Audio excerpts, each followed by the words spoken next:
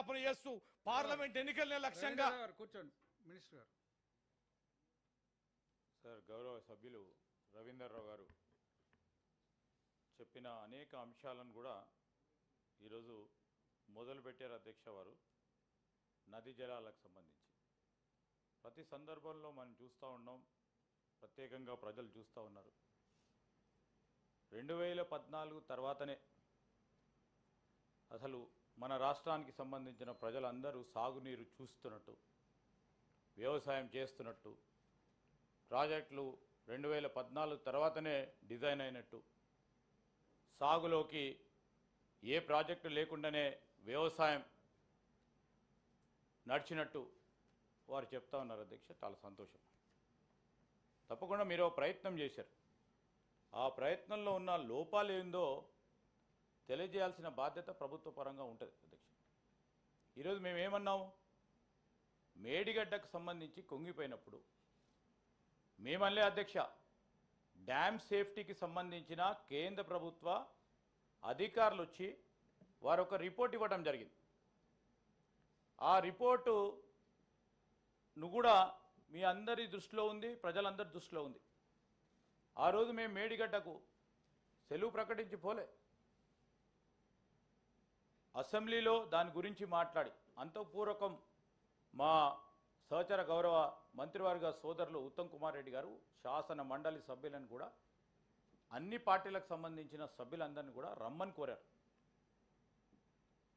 మీరు రాలేదు, సరే మీకు నల్గొండ సభ ఉందో, కాంగ్రెస్ ప్రభుత్వం తీసుకెళ్తా ఉన్న మరి బస్సులో ప్రయాణం చేయవద్దని రాలేదో, మా పైన ఉన్న కోపంతో రాలేదో, సరే అది వేరే అంశాన్ని. తెలంగాణ రాష్ట్ర ప్రజలకు, రాష్ట్ర రైతాంగానికి సంబంధించి కూడా ఈరోజు మేము స్పష్టంగా ఉన్నాం. సాగు వ్యవస్థలో ఎక్కడ కూడా ఇబ్బంది రాకుండా ఉండే ప్రయత్నంలో ఉన్నాం. వారికి తెలుసు, మనందరికీ తెలుసు, రాష్ట్ర ప్రజలందరికీ తెలుసు. ప్రకృతి వైపరీత్యం, కొద్దిగా వర్షాలు పడకపోవటం వల్ల ఇబ్బంది జరుగుతూ ఉన్న సందర్భాల్లో, కొన్ని సందర్భాల్లో నీరు రాకపోవడం వచ్చింది అధ్యక్ష. 60 రోజులు గడుస్తూ ఉంది. వారు ఈరోజు నీరు ఆపేసిండ్రు. ఎవరో అధికారి, ఒక చిన్న స్థాయి అధికారి చెప్పిన ఉదాంతాన్ని ఈరోజు ప్రస్తావన తీసుకొచ్చి వారేదో చెప్తే మేమేదో చెప్పినట్టు అంశాన్ని కూడా వారు ఈరోజు సభలో వారు చెప్పడం జరిగింది. సరికాదని గౌరవ సభ్యులకు తెలియజేస్తూ ఉన్నాం అధ్యక్ష. ఈరోజు మీరు బడ్జెట్కు సంబంధించిన అంశం వస్తే అధ్యక్ష, వైద్య ఆరోగ్యానికి సంబంధించి మీరు హాస్పిటల్స్ని, మెడికల్ కాలేజెస్ని, చాలా మెడికల్ కాలేజెస్కు అనుమతి ఇచ్చారు. కేవలం అనుమతి వరకే పరిమితమైంది. దానికి సంబంధించి పక్కా బిల్డింగ్స్ కట్టాలి, వైద్య సిబ్బందిని రిక్రూట్ చేయాలి. ఈరోజు వెనువెంటనే మీరు ఏదైనా కార్యాచరణ తీసుకొస్తే దాన్ని ఎక్కడ కూడా ఆపు చేయకుండా, మీరు చూసిండ్రు మొన్న కూడా నర్సింగ్ ఆఫీసర్ల నియామకాలు కూడా ఎక్కడ కూడా ఆపలే.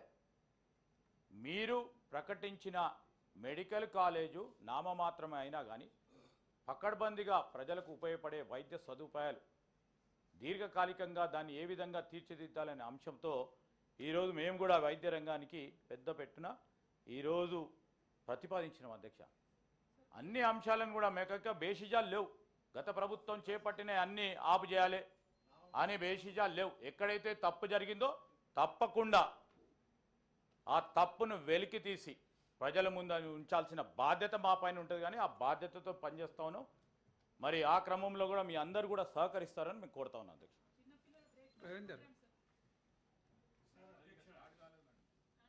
అధ్యక్ష, వీరు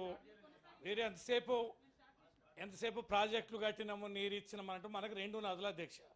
ఒకటేమో బడ్జెట్ మీద దాని మీదనే సాగునీటి మీదనే అధ్యక్ష. వారు మంత్రి గారు చెప్పిన దాని మీదనే కాస్త నన్ను ఒక కామెంట్ చేశారు.